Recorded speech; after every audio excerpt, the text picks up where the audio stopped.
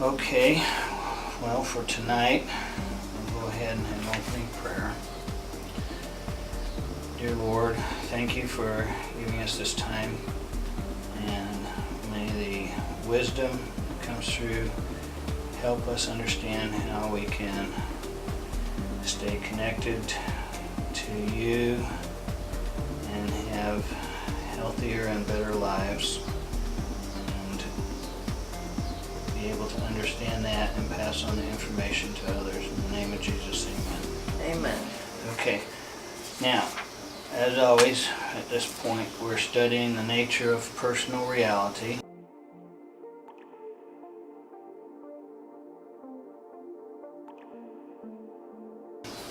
We are up through to chapter 4.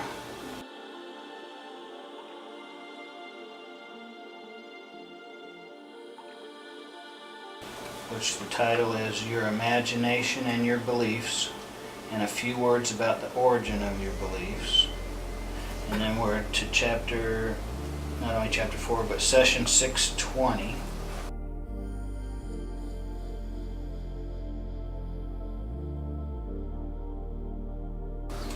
And then we're going to begin all the way down to the paragraph that starts with here.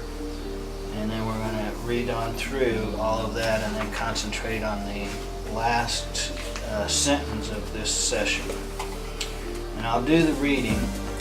What I want for you folks to do is to understand that there's going to be a lot of information that we're going to pass over that's important as we read this. That doesn't mean that we just skip it. It means that not only are you going to be exposed to it, but I want you to consider using this information to your benefit, whether it means going back and rereading it, or you're simply able to remember it on your own. That'll be your choice. However, what we are going to focus on is an aspect of this session that appears in the very last sentence. Okay. Now you need to do this, Maddie. Chapter 4, MPR, session 620 is the minimum, okay? Just like this with your little box and a date. And today's date is like September 1st, I believe. Yes. Alright. I'll go ahead and read it, and then we'll talk about it once we get to the end. Here, as in normal life, your emotions and actions follow your beliefs.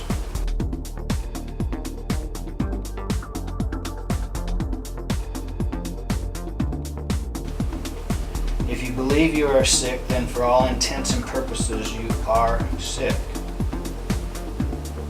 If you believe that you are healthy, then you are healthy.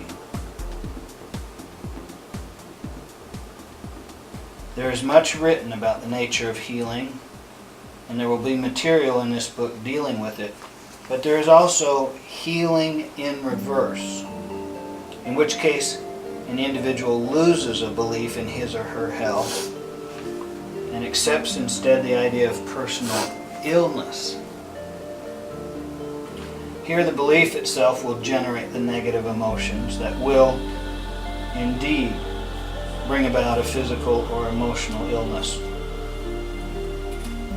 The imagination will follow, painting dire mental pictures of a particular condition. Before long, physical data bears out the negative belief, negative in that it is far less desirable than a concept of health. I mention this here simply because in the overall development of an individual, an illness may be used as a method to achieve another constructive end. In such a case, belief would also be involved. Such a person would have to believe that an unhealthy condition was the best way to serve another purpose. Other means would seem closed to him because of various personal beliefs that would form a vacuum in his experience. That is, he would see no other way, perhaps, to achieve the same end. This will be discussed much more thoroughly later in the book. One belief, of course, can be dependent upon many others, each generating its own emotion and imaginative reality. The belief in illness itself depends upon a belief in human unworthiness, guilt, and imperfection, for example. The mind does not hold just active beliefs. It contains many others in a passive state. These lie latent, ready to be focused upon and used. Any of them can be brought to the fore when a conscious thought acts as a stimulus. If you are focusing upon ideas of poverty, illness, or lack, for example, your conscious mind also holds latently concepts of health, vigor, and abundance. If you divert your thoughts from the negative ideas to the positive ones, then your concentration will begin to alter the balance. The vast reservoir of energy and potential within you is called into action under the leadership of your conscious mind. Because you are reasoning as creatures, because you have available such varieties of experience, the human species developed reasoning abilities that are meant to evolve and grow as they are used. Your consciousness expands as you use it. You become more conscious as you exercise these faculties. A flower cannot write a poem about itself. You can. And in so doing, your own consciousness turns around about itself. It literally becomes more than it was.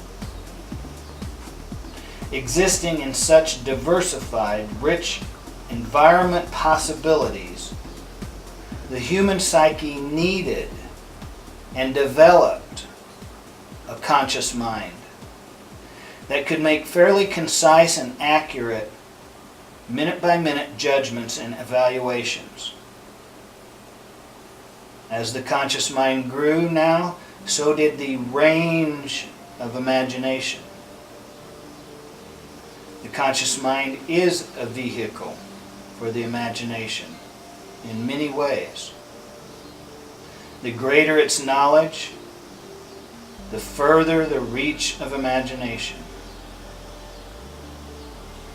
In return, imagination enriches conscious reasoning and emotional experience.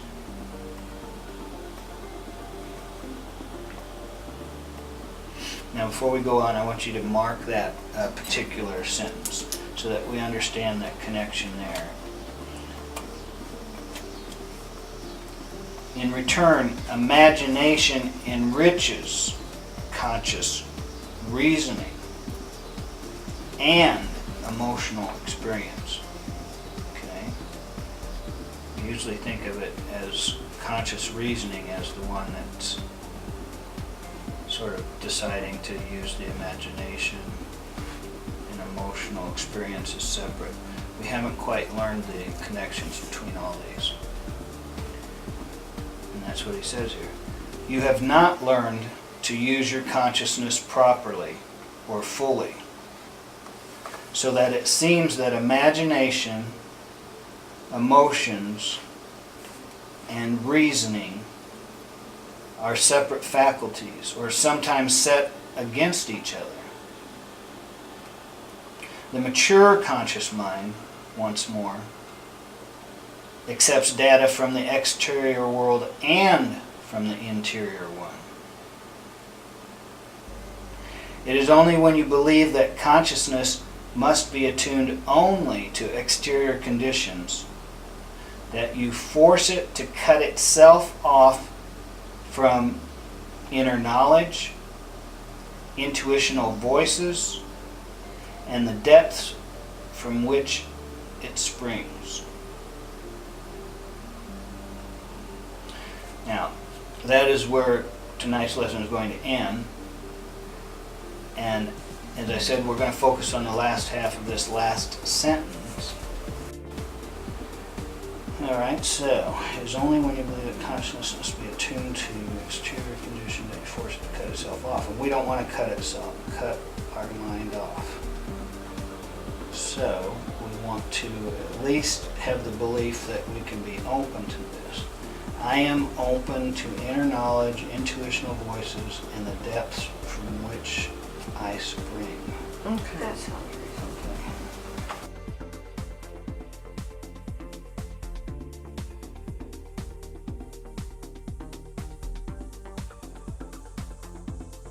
I am open to inner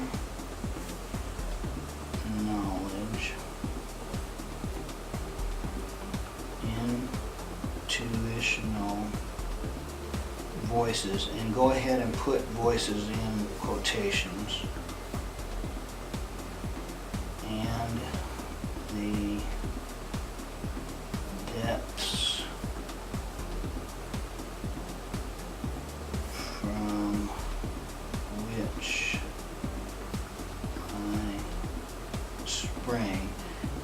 And just so there's no mistake here, so we know, the real word is the depths from which my consciousness springs, okay? However, I've chosen to use the word I to personalize it again. Okay. All right. And then we'll make a little mark in your book and say end 9/1/11. So we finish there. And that'll be it. And you want to say Ooh, okay. Oh, thank you, Lord, for these moments that we're able to learn this information, and in order to help guide us to create a better reality for ourselves and